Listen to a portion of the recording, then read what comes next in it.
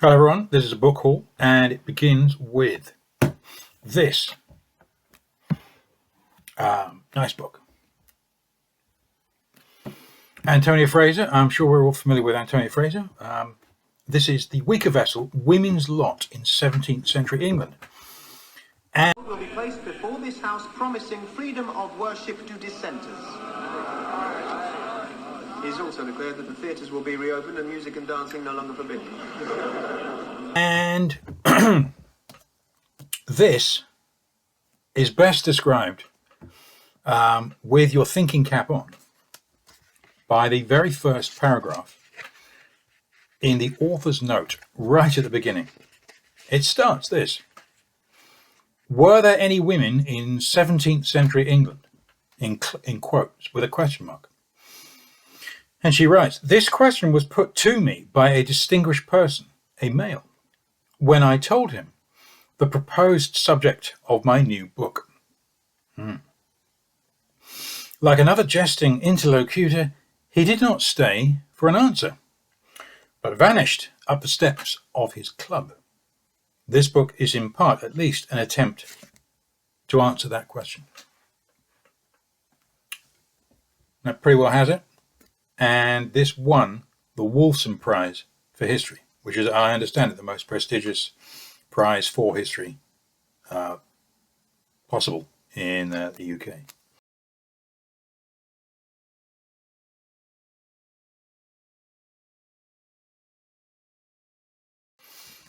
So, yep, Antonia Fraser's The Weaker Vessel.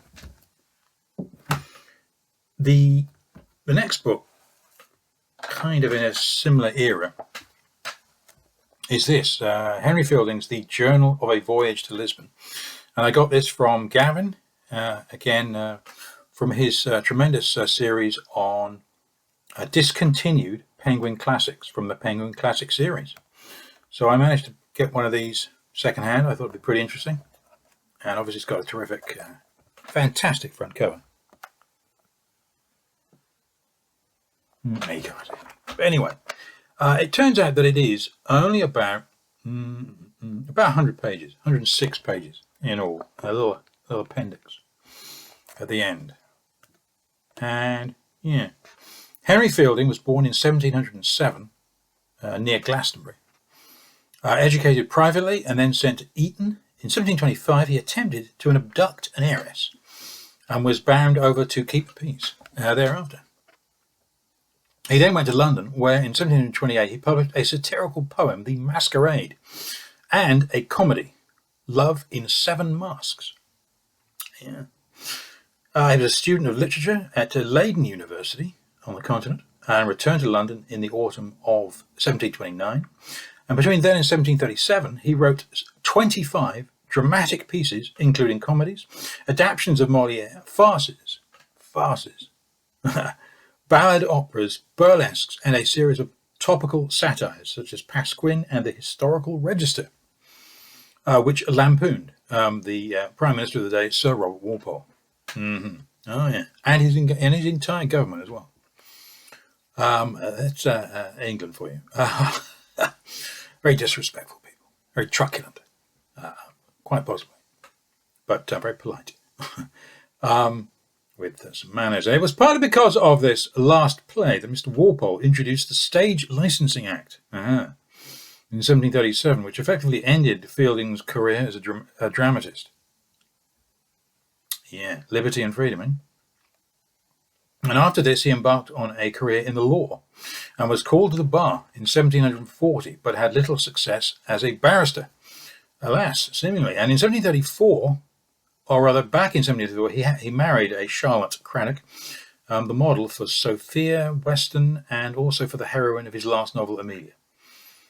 His novel writing career began in 1741 when he wrote a burlesque in reaction to what he viewed as the smug morality propounded by Mr. Richardson in his earlier novel, Pamela.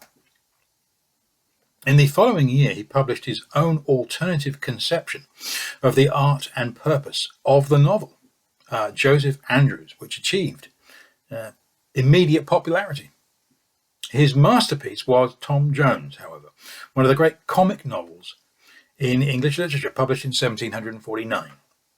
The Miscellanies were published in 1743, and after Walpole's fall, he wrote pro-government journalism and produced 2 weekly anti-Jacobite papers, The True Patriot, 1745-6, and the Jacobite Journal, 47-8, and later the Covent Garden Journal, which was to contain some of his best satire. There's a little bit more to that, but there we are. There's a little idea of Henry Fielding. So, yeah, I have plans for that with Pamela by Richardson, which I do have a copy of. But anyway, I'm going to do this is a YouTube tradition.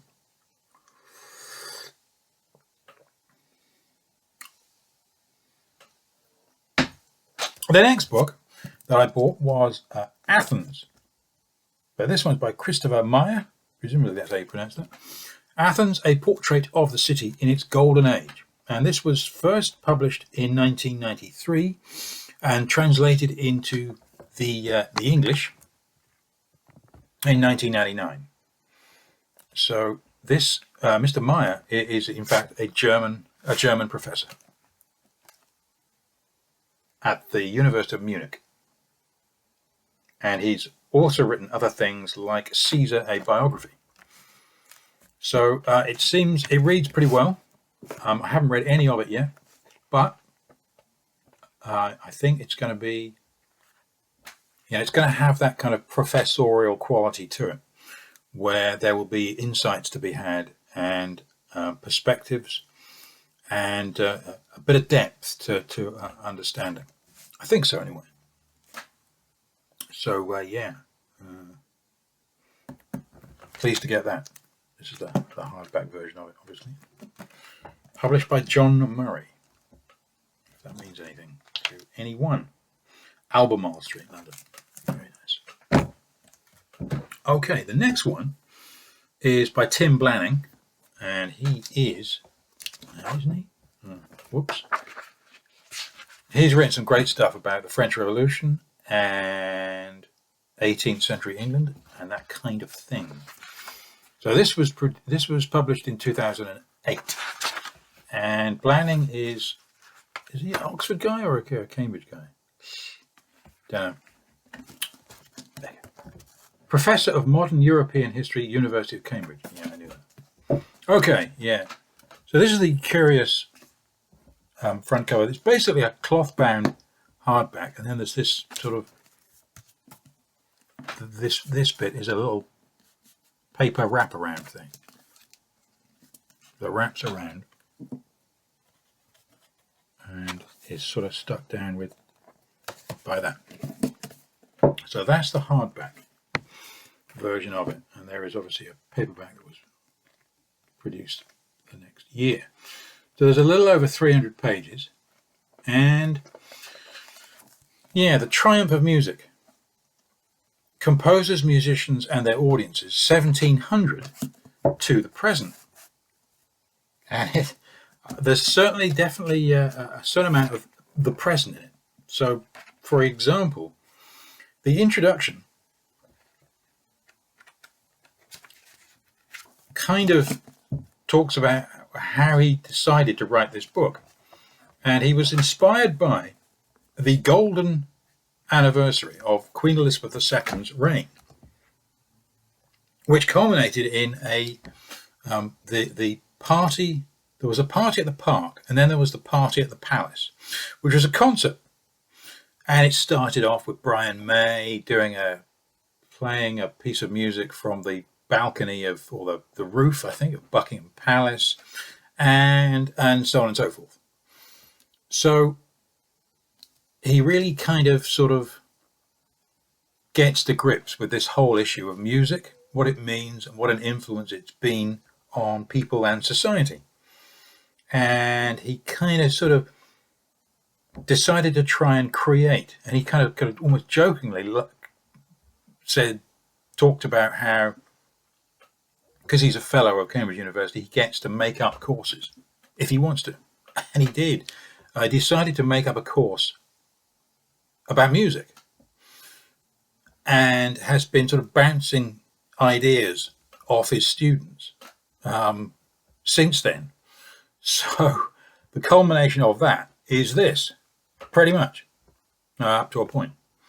So I haven't read anything apart from the introduction, but it's Tim Blanning, so it reads ever so well, and he's a professor at Cambridge University, and you can't go wrong.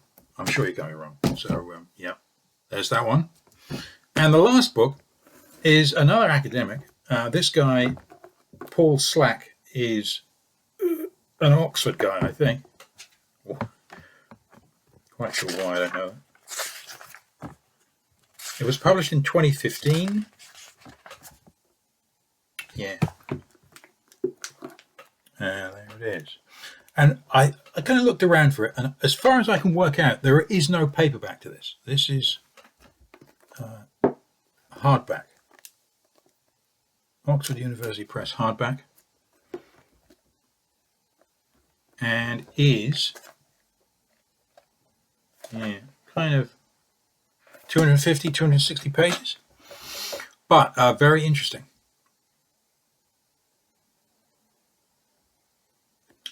It says on the back pretty well what this book is about, better than I will, better than I could say it, no doubt. It says, improvement, because what it is the invention of improvement, information and material progress in 17th century England. So improvement was what Paul Slack is going on about. Improvement was a new concept in 17th century England. Only then did it become usual for people to think that the most effective way to change things for the better was not a revolution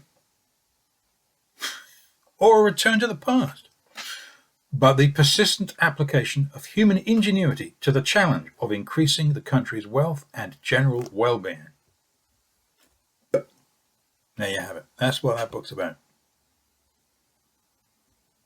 So Paul Slack, I have one other book from Paul Slack, from that Yale course thing, and yeah, all kind of the whole thing to do with England and the Civil War and the Glorious Revolution and the whole of the drama of the 17th century. But this is yet another angle from that. So, yep, there's that one as well. So that's it. That's the book haul. There they are.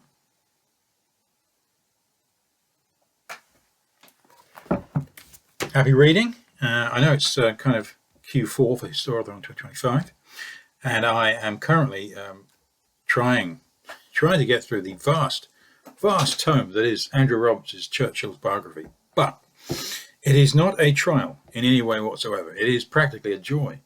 Better than the other stuff better than another book that I read of his. Perhaps it was only his first one, but it reads so well. It's terrific, very, very good, and I would thoroughly recommend it. Yeah. So hopefully when I finish that, I'll be able to maybe I'll be able to make a review of it, even though I'm kind of following on audiobook. So yeah.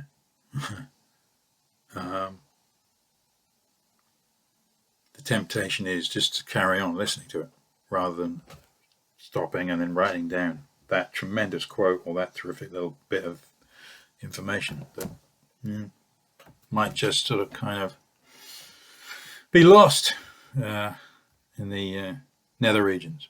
But anyway, yeah, lots to look forward to with that little group there.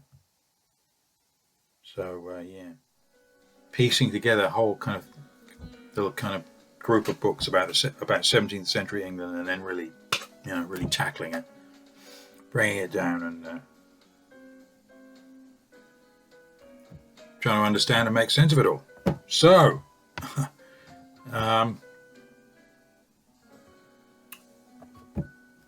Bye for now.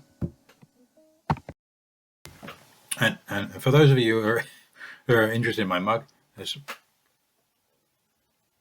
there it is. $5 or £4 from a local charity shop a few years ago, and he really is a good friend.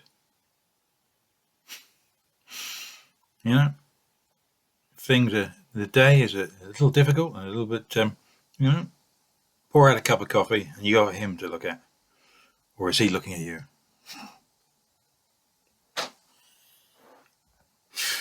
Cheers.